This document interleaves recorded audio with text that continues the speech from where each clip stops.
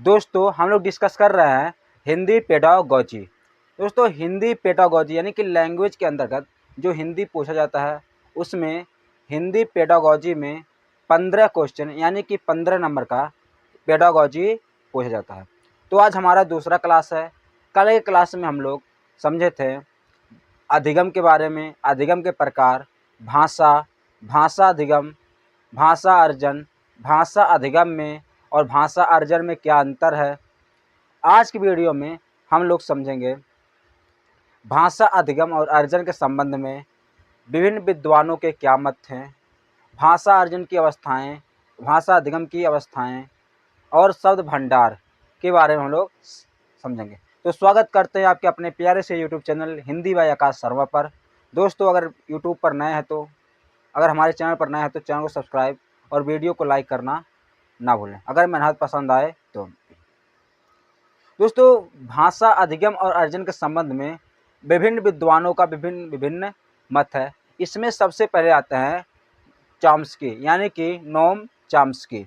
Noam Chomsky कहते हैं कि भाषा सीखे जाने के क्रम में वैज्ञानिक खोज साथ साथ चलती है। यानी कि वो कह रहा है कि जब बच्चा भाषा सीखता है तो उसी के साथ साथ उसकी वैज्ञानिक खोज भी साथ साथ चलती रहती है।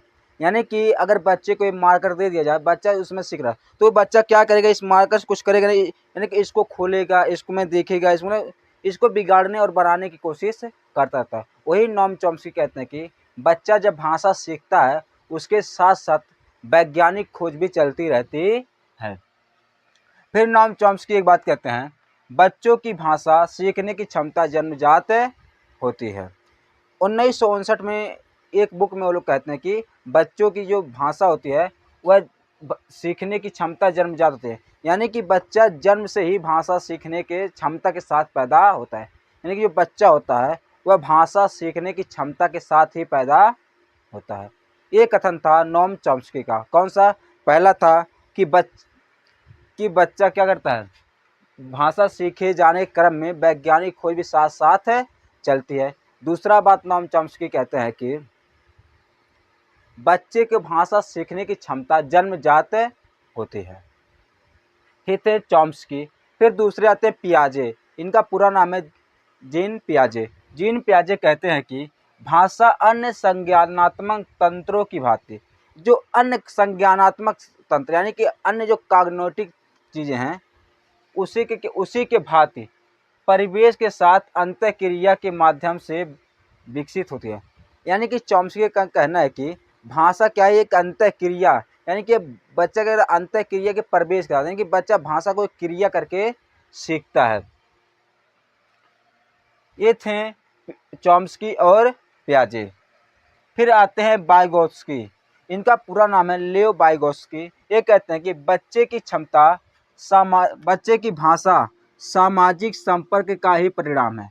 यानी कि वाइगोत्स्की कहना चाहते हैं कि बच्चा जो भाषा सीखता है वो एक सामाजिक संपर्क का परिणाम है। यानी कि अगर बच्चे को क्या अगर समाज में छोड़ दें तो क्या करेगा, बच्चा सीख लेगा भाषा। यानी कि बच्चा समाज में रहकर उनके हाव भाव से, उनके अनुभव से, एक दूसरे से बातें करके क्या करेगा, भाषा को सीख लेगा। इसीलिए कहते हैं वाइगोत्स्की जी, क्या बच्चे का जो भाषा का परिणाम है, बच्चे की भाषा सामाजिक संपर्क यानी कि समाज के जो में रहने का क्या परिणाम है। कह रहे हैं बच्चा अपनी भाषा के विकास के दौरान दो प्रकार की बोली बोलता है।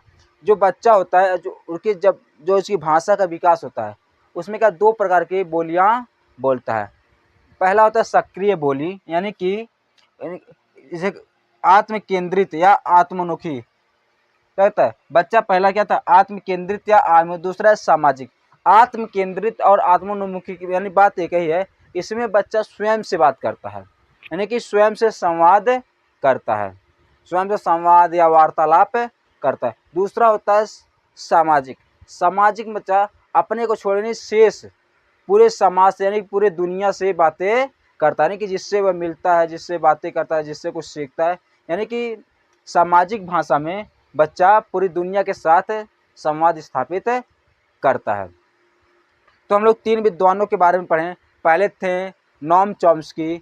नोम चॉम्स्की कहते हैं कि बच्चे के भाषा के विकास के क्रम में वैज्ञानिक खोज साथ साथ चलती है। फिर कहते हैं बच्चों की भाषा सीखने की क्षमता जन्मजात होती है, यानी बच्चा जन्म से पैदा होता है क्या उस क्षमता को लेकर, भाषा सीखने की क्षमता को लेकर। फिर दूसरे हैं पियाजी। पियाजी कहते हैं अन्य संज्ञानात्मक तंत्रों की भांति ही क्या होता है के साथ भांति प्रवेश के साथ अंतः क्रिया करके क्या करता है बच्चा भाषा को सीखता है। फिर कहते हैं वाइगोत्स्की बच्चे की भाषा क्या सामाजिक संपर्क का परिणाम है। बच्चे दो प्रकार के भाषाएं बोलते हैं, कौन कहते हैं वाइगोत्स्की। पहला था आत्म केंद्रित आत्मोन्मुखी और दूसरा था सामाजिक। तो ये था अन्य विद्वानों के मत भाषा के संबंध में। इसका प्रश्न सॉल्व लीजिए, फिर हम लोग आगे बढ़ते हैं। आप समझते हैं भाषा अधिगम एवं अर्जन को प्रभावित करने वाले कारकों के बारे में।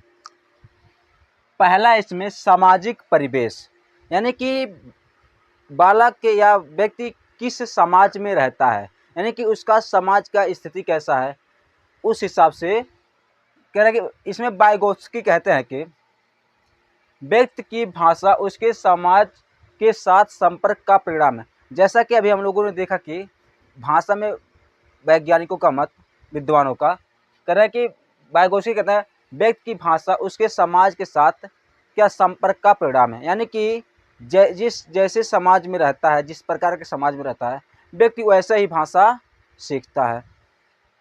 यह समाज में जैसी भाषा का प्रयोग किया जाता है व्यक्ति की भाषा उसी अनुरूप निर्मित होती है, यानी कि समाज में जैसी भाषा का प्रयोग किया जाएगा व्यक्ति की भाषा उसी अनुरूप क्या होगी, निर्मित होती है। कौन कहते हैं, वाइगोत्स्की। फिर कहते हैं क्या, यदि समाज में शुद्ध यानी अशुद्ध एवं असभ्य भाषा का प्रयोग होगा, समाज में क्या अशुद्ध एवं असभ्य भाषा का प्रयोग होगा, तो व्यक्ति की भाषा अशुद्ध एवं असभ्य होने की आशंका होगी। यानी कि अगर व्यक्ति ऐसे समाज में रह रहा है, व्यक्ति या बालक जो है, यहाँ तो बालकों की बात होगी पेडागॉजी में, यानी कि बालक ऐसे समाज में रह रहा है जहाँ पर असभ्य एवं अशुद्ध भाषाओं का प्रयोग किया जाता है, तो बहुत ज़्यादा आशंका यानी कि बहुत ज़्यादा संभावना है कि जो बालक है उसकी भी भाषा अशुद्ध एवं असभ्य हो जाएगी। ये किसका कहना है, वाइगोत्स्की का कहना नहीं, कि लेव वाइगोत्स्की कहते हैं। यानी कि भाषा को प्रभावित करने वाला पहला कारक है सामाजिक परिवेश, जैसे जिस प्रकार के समाज में रहेगा बालक का भाषा उसी प्रकार का होगा। फिर दूसरा आता है भाषा अर्जन की इच्छा, यानी कि बालक में भाषा अर्जन की इच्छा है कि नहीं। जैसे क्या होता है कि जो अपनी प्रथम भाषा यानी जो हमारी मातृभाषा होती है, इसे हम लोग सीखें या ना सीखें हमें आ ही जाती है, क्योंकि हम लोग बचपन से उसी समाज में रहते हैं, उसी परिवेश में रहते हैं जहाँ पर पूरी तरह से हिंदी ही बोली जाती है। हमारे मम्मी पापा जो हमसे मिलते हैं, जो हमसे बातें करते हैं, सब लोग क्या करते हैं, हिंदी बोलते हैं। तो बच्चा क्या करता है, उन सबको देखकर, उन सबको सुनकर हिंदी तो सीख जाता है, यानी कि उसकी मातृभाषा है वह तो सीख जाता है। लेकिन जो वो किसी और भाषा को सीखना चाहता है, उसकी द्वितीय भाषा यानी कि दूसरा भाषा का अधिगम या अर्जन करना चाहता, तो उसके इच्छा पर डिपेंड होता है। अगर बच्चा चाहेगा तो दूसरी भाषा को सीखेगा या ना सीखेगा, यानी कि अगर उसकी इच्छा हुई तो दूसरी भाषा का अर्जन या अधिगम करेगा, वरना नहीं करेगा। तो दूसरा कारक है प्रभावित करने वाले भाषा अर्जन की इच्छा। व्यक्ति अपनी प्रथम भाषा एवं मातृभाषा, क्या कहते हैं, प्रथम भाषा को मातृभाषा को तो सहज रूप से सीख लेता है। क्या कहता है, उसको आसानी से सीख लेता है कि कौन सी भाषा, प्रथम भाषा या मातृभाषा को आसानी से सीख लेता है। लेकिन द्वितीय भाषा जिसको हम लोग लक्ष्य भाषा कहते हैं, का अधिगम एवं अर्जन उसकी इच्छा पर निर्भर करता है। क्या करता है, दूसरी भाषा को सीखना या उसको अर्जित करना उसकी इच्छा पर निर्भर करता है। ये था दो कारक। दूसरा, और हम देखते तीसरा कारक दैनिक जीवन के साथ अनुभव। यानी कि बालक का दैनिक जीवन यानी कि डेली का लाइफ का जो एक्सपीरियंस है वो भी कारक बनता है भाषा को सीखने या ना सीखने या अर्जित करने या नहीं। कहता है कि भाषा का अधिगम विद्यार्थी के दैनिक जीवन के अनुभव से जोड़ दिया जाए। क्या कहता है? जोड़ दिया जाए तो भाषा का अधिगम अधिगम की प्रक्रिया सरल एवं त्वरित हो जाएगी।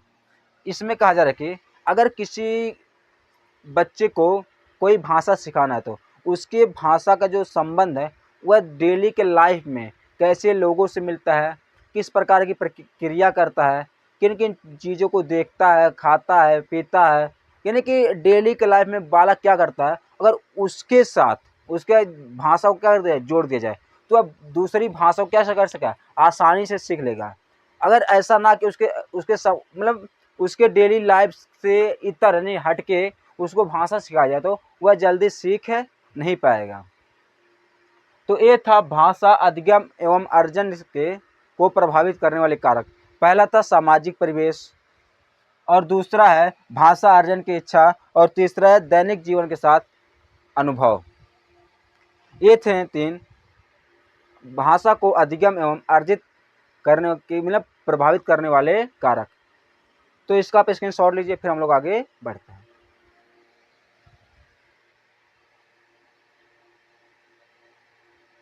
अब हम लोग जानते हैं बालकों में भाषा विकास कैसे होता है। भाषा को अन्य कौशलों की तरह अर्जित किया जाता है। जैसे हम अन्य स्किल को क्या कर सकते हैं अर्जित करते हैं, खेलना, लिखना, पढ़ना, वैसे भी क्या एक तरह का भाषा को अर्जित किया जाता है। तरह यह अर्जन बालक के जन्म के बाद ही प्रारंभ हो जाता है। यानी जब से बालक जन्म लेता है तब से उसके भाषा का अर्जन क्या हो जाता है प्रारंभ हो जाता है। पहले वो रोता है, चिल्लाता है, फिर बड़बड़ाता है, यानी कि क्या धीरे धीरे अनुक्रियाएं करता है बालक। फिर धीरे धीरे समाज में अपने घर वालों पहले अपने घर वालों की बातों को सुनकर उनके द्वारा संकेतों को समझकर क्या करता है बालक भाषा को सीखता है। अनुकरण, पहला क्या है अनुकरण, यानी कि कोई कुछ चीज़ कह रहा है कि जैसे कि मम्मी पापा बुलाते हैं बच्चे को तो वह उनसे अनुकरण करता है, उनके बातों को, उनके हाव भाव को, उनकी भावनाओं को क्या करता है कॉपी करता है बालक। तो उस हिसाब से पहला तो कहता है वातावरण के साथ अनुक्रिया करके, यानी कि जिस वातावरण में वह रहता है बालक उन सभी के साथ क्या करके एक अनुक्रिया नहीं क्रिया करके उनसे सीखता है कि वो लोग कैसे क्या कर रहे हैं, कैसे बोल रहे हैं, कैसे हंस रहे हैं, कब क्या कह रहे हैं और उसका मतलब क्या था। बालक उन सब चीज़ों को सीखता है। तथा शारीरिक एवं मनोवैज्ञानिक आवश्यकताओं की पूर्ति की मांग, यानी कि शारीरिक यानी कि बच्चे को अगर भूख लग रहा है तो क्या करेगा कुछ ना कुछ एक्टिविटी करेगा, या रोएगा या अगर बोल सकता है तो बोलेगा।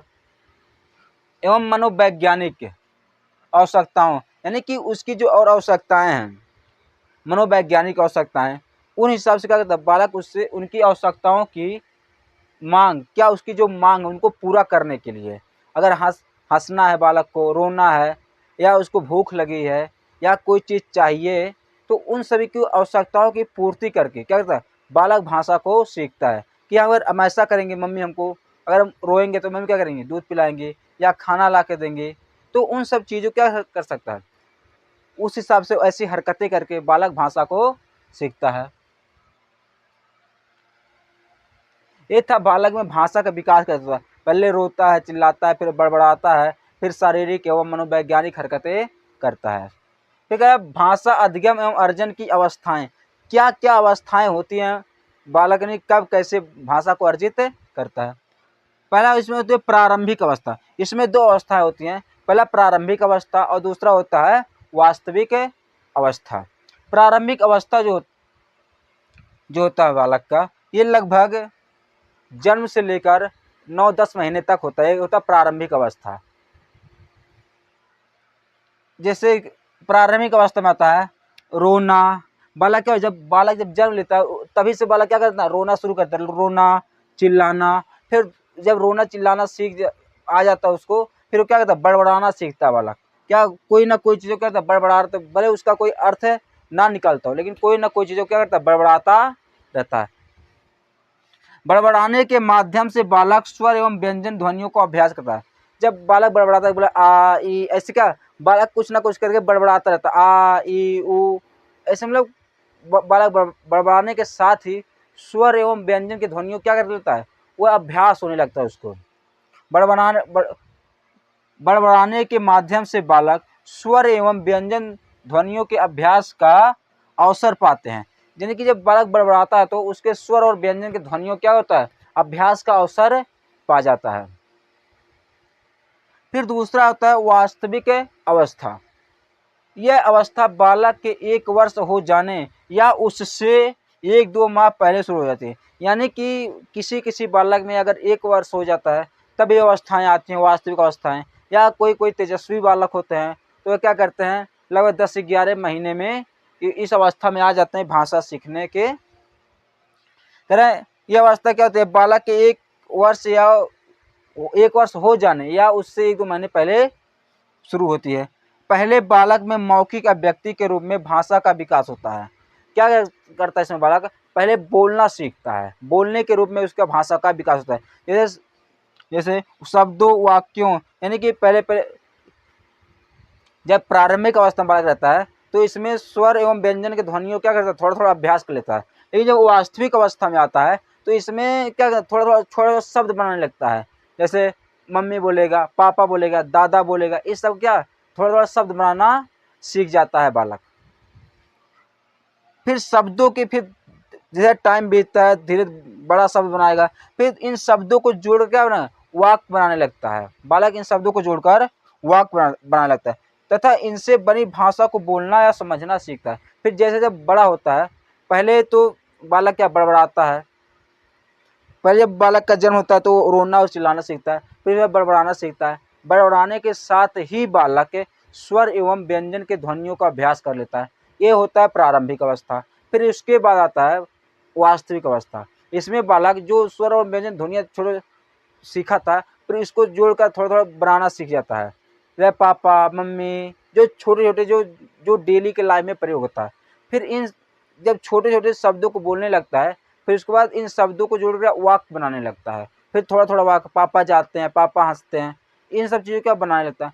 फिर इन सब शब्दों और वाक्यों से बनी क्या भाषा को धीरे धीरे बालक बोलने लगता है। तो ये होती हैं बालक के भाषा सीखने की अवस्थाएं। पहला होता है प्रारंभिक अवस्था और दूसरा होता है वास्तविक अवस्थाएं। अब हम लोग जानते हैं शब्द भंडार के बारे में, यानी कि किस उम्र में बच्चा कितना उसके अंदर शब्द भंडार होता है। इसका आप स्क्रीनशॉट लीजिए, फिर हम लोग जानते हैं और इस टॉपिक को समाप्त करते हैं।